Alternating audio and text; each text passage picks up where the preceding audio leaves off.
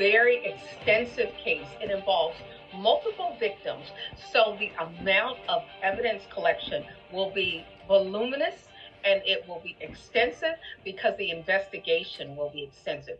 Bryan Kohbergers' defense team is bombarded with thousands of pieces of evidence just 6 weeks before he's due back in court for a preliminary hearing. It's the first time the accused murderer will appear in court since early January. Count 2 alleges that you committed the felony offense of murder in the first degree. It alleges that the defendant, Bryan C. Kohberger, on or about November 13, 2022, in Latah County, state of Idaho, did willfully, unlawfully, deliberately, with premeditation, and with malice aforethought, kill and murder Madison Mogen, a human being, by stabbing Madison Mogen, from which she died. What's up, guys? How we doing? Happy Wednesday. True Crime King back. So, apparently, Taylor and Bryan Kohbergers' defense lawyers are getting flooded with evidence now. Now that we're, what, six or so weeks out from the trial, we're getting close. And it looks like also Kohberger is getting lots of love letters. He's probably not used to this, right? I'm sure he's never gotten a love letter in his life. I would almost bet on it, right? So let's see what Law and Crime's got. Here we go. On November 13th of last year, 4 University of Idaho students were found stabbed to death in their off-campus home. For weeks, police in Moscow, Idaho kept tight-lipped about the case, releasing few details with the exception of a vehicle of interest, a white Hyundai Elantra. Yep, that's Kohbergers. And I bet either Tyler Feller or Drunk Turkey will probably do a reaction on this too, because, it looks like they're doing the same kind of model I'm doing now, right? But it's okay, because we're going to the top. We're going to pass by all of them. Just wait. We are confident that the occupant or occupants of that vehicle have information that's critical to this investigation. Officials later connected that vehicle to Kohberger, who at the time of the murders was studying at Washington State University, only about 10 minutes from the University of Idaho. Yeah, they got Kohberger on video like 4, 5, 6 times driving past the 1122 King Roadhouse, and just more evidence is going to keep coming in the closer we get to trial. They're probably saving the best evidence, to give it to their lawyers last. That's probably, you know what I mean? Finds probable cause, you would be bound over to district court.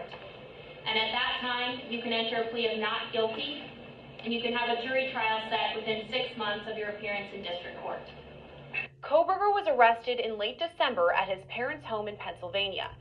And I haven't heard anybody say that they still think Kohberger is totally innocent in a while.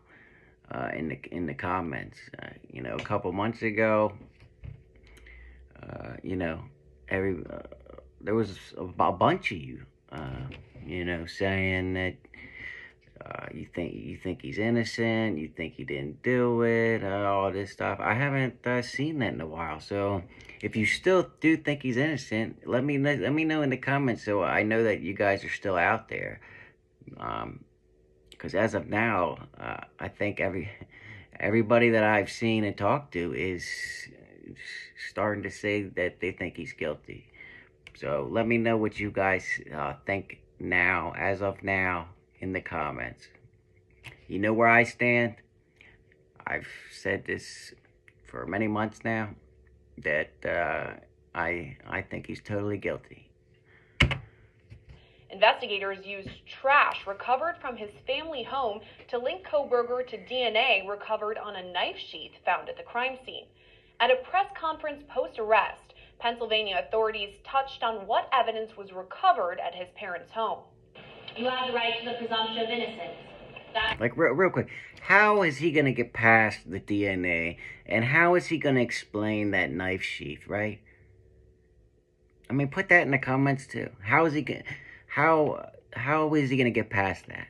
Just that one piece of evidence. I would like somebody maybe that's smarter than me to explain that to me in the comments. How do you think he's going to get off this and get past that knife sheath with his DNA on it? The state bears the burden to prove that you are guilty of this offense. After a court appearance in Monroe County, Pennsylvania in early January, Kohberger was extradited back to Idaho. Since then, he's been held in the Latah County, Idaho jail, about 1 mile from the crime scene. His defense now receiving a plethora of evidence from the prosecution. Plethora. I like that. I like that word. It's, not many people use that. Ahead of his coming court date. Not only will they have to investigate the totality of the crime and provide that information, but they will also have to investigate each victim individually, along with each defendant, along with everyone that they interviewed. So everything has to be compacted into a case, but it is a lot of evidence. And 10,000 is actually a lot, but not that much. What?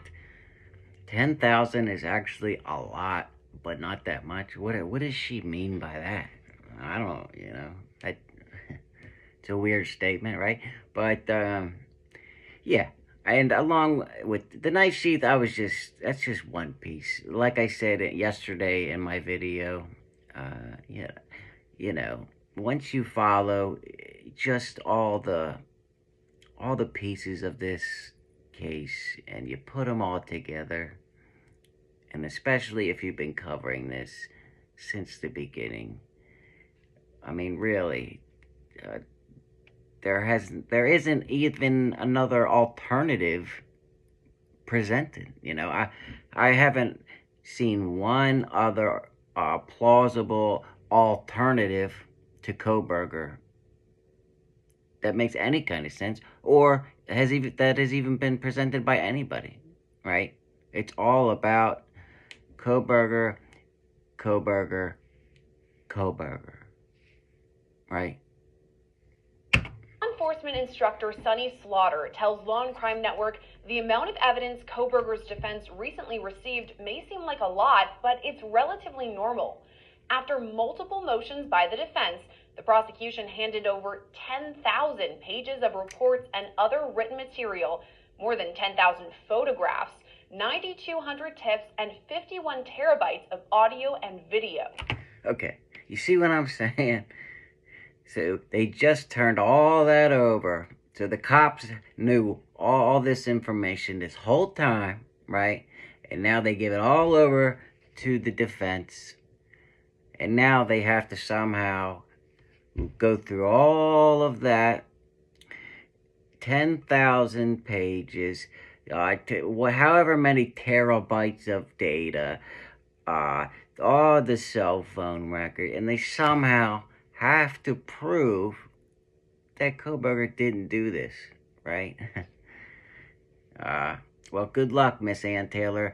You wanted this case so badly, right? So you're gonna earn your pay on this one.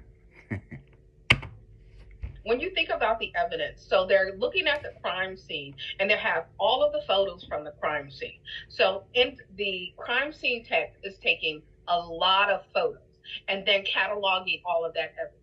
And then they're having to go back through. There's a huge digital footprint. I don't know. They got this guy on the screen, but someone else is talking. That's not me. That's Law and Crime fucking up their video. That was used there in this she case. is. So they have to go and categorize and review every piece of the digital footprint that they gathered from Bryan's and from each victim and from people that they interviewed and from all of the cameras. And there are multiple states and law enforcement. Look at those eyes. Ann's telling him something probably that he don't like, right? And he's like, I'm fucked. I'm gonna be here for the rest of my life. I'm not as smart as I thought I was. I'm a clown. That's what he's thinking right there. You know, I can read his mind. I'm a psychic. Ah, man. Agencies, so all of that information is necessary. Kohberger's defense specifically narrowed in on information from his arrest in Pennsylvania, requesting body and dash camera video. They are looking to see, or according to what they're stating, there is something in the body cam footage and the dash cam footage where he may have been taken into the car and he was talking or they were talking, and that would be rolling information that they want to look at. So apparently they've heard something, or Bryan has indicated himself that something was said during that incident, which requires them to really take a look at it. But I'm still waiting for Bryan Kohberger and his defense to present this evidence that Kohberger apparently said in the beginning that he had evidence that he was gonna be exonerated, right? Well, then where is it, right? I mean, if Kohberger said that, right, you would think by now we would know what he was talking about. If it was anything, you know, that really was, if he really was innocent, right? I mean, we haven't heard anything, right? Because guess what? He doesn't have anything. He's guilty as sin. I mean, it's just that's how I feel. It's just, and the closer this gets to trial, I mean, the more of a slam dunk it keeps looking like. I mean, it just keeps looking worse and worse for Kohberger. To be honest with you, you know, I don't really care what anybody else says. That's just how it looks. Kohberger does not look good, and it's I'm gonna say a 99.9% chance he's done, and that's it. Throw in the towel. according to newly released court documents, there may not be any Pennsylvania body or dash cam recordings at all. The documents read in part, quote, "The state has disclosed all items it is aware of relating to the search and arrest of Bryan Kohberger in Pennsylvania. The state is unaware of any body cam and dash cam footage beyond what has been disclosed." That's weird. I mean, they should have body cam footage of the whole search of his house, and they should have body cam and dash cam footage of every car that was at the search. I mean, that's ridiculous. This is the most high-profile case of any of these cops' lives, and you know, that doesn't make any sense if they don't have every second of that search documented and on tape. Even still, Slaughter says information from Kohberger's Pennsylvania arrest should be important to his defense team. And each state and each jurisdiction is going to look different, so you need to know what those laws look like to ensure that law enforcement follow the proper procedure. And then there was evidence that they collected at the scene along with the investigation on the family members and the neighbor. So any camera footage, any pictures that they were... Real quick, if anybody... we keep seeing this guy. He's got this white uniform on. Does that mean he's with the courts and like a bailiff or something? And these guys are just regular officers? If someone knows the answer to that, please let me know. I would like to know that. Just why he's got this white and these two have the blue. Or is this the boss? I mean... were taken That's really going to be crucial. And because it's in multiple jurisdictions, they really need to look at the evidence. After Look at that beak on Kohberger. That's a beak. Kohberger's arrest, Pennsylvania authorities said they will cooperate with Idaho investigators. I mean, I don't feel bad making fun of Kohberger. I think he killed 4 people, at least. So, you know, don't say anything in the comments about that. The intent to commit the felony crime of murder in violation of Idaho Code 18-1401 and 1403. The maximum penalty for that offense, if you plead guilty or are found guilty, is not less than 1 year in prison, no more than 10 years in prison, and or a $50,000 fine or both. Do you understand? Yes. Count 2 alleges that you committed the felony offense of murder in the first degree. It alleges that the... According to Slaughter, that means we could see Pennsylvania authorities testify at Kohberger's preliminary hearing next month or eventual trial. I would expect that to happen because they are the arresting team executing a separate search warrant than what happened at the actual murder scene. So I would... Oh, and real quick, Paulie, I haven't forgot about you, Emma, the Emma Bailey. I'm getting to it. Don't worry. So shout out Paulie. I always listen to my members, and Paulie's a great member. So it's coming. Suspect that the defense would call those individuals and would question their records, their training records, what they did, how they did it, whether they followed proper procedure. And you're looking at, on the defense side, at the smallest change in normal processes. Slaughter also expects Kohberger's defense team to do their due diligence in investigating first responders. What the defense would want to look at is the police records, the training records of the individuals that might be called to the stand to... Yeah, I mean, that's the only thing that the defense could possibly do is try and discredit some of these, officers that did the searches, or, kind of like what the Dream Team did with O.J. Simpson, right? How they discredited Mark Furman, right? And how they made it into like a race kind of thing. But here, there's no way they could use any kind of race thing. And I'm sure if the Moscow Police Department was smart, they wouldn't have had any officers that had any kind of blemishes on their record. Go do the search of the house or anything like that. You would want your best officers on this case. It's, like I said, the biggest case of their lives. So don't fuck it up, right? Put the best people in there.